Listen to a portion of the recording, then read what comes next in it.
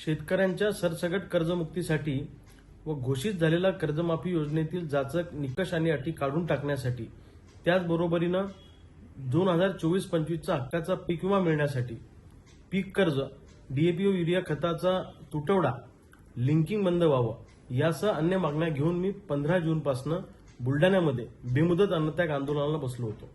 5 दिवस महाराष्ट्रातला शेतकरी मोठ्या संख्येनं रस्त्यावर उतरला होता आणि तब्बल 5 दिवसानंतर महाराष्ट्राच्या मुख्यमंत्र्यांच्या वतीनं जलसंपदा मंत्री गिरीश भाऊ महाजन उपोषणस्थळी आले आणि त्यांनी आम्हाला आश्वस्त केलं की सुट्ट्या संपल्यानंतरचे 5-6 दिवस जे पुढचे असतील त्या दिवसांमध्ये आम्ही मुख्यमंत्र्यांबरोबर तुमची विस्तृत अशी चर्चा घडवून आणतो.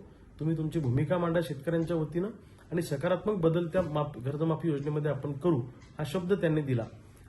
सरकारने दिलेला शब्द पाळावा अशी आमची अपेक्षा आहे.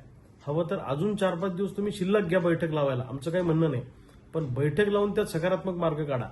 आणि सरकारनं जर का बैठक लावायला दगाफटका केला किंवा कर्जमाफी योजनेतल्या बदलासंदर्भात निर्णय घेतले नाही तर मग मात्र महाराष्ट्रातला शेतकरी तुम्हाला 5-6 दिवसानंतर रस्त्यावर दिसेल, हे मात्र मला सरकारला ठणकावून सांगायचं आहे. आणि मी स्वतः मुंबईत येऊन आंदोलनाला बसीन आणि एकदा बसलो तर उठणार नाही. सरकारने ध्यानात ठेवावं, महाराष्ट्रातल्या शेतकऱ्यांच्या संयमाचा अंत सरकारनं पाहू नये. शेतकरी जर का खवळला तर यांना रस्त्यावर फिरणं सुद्धा मुश्किल होईल.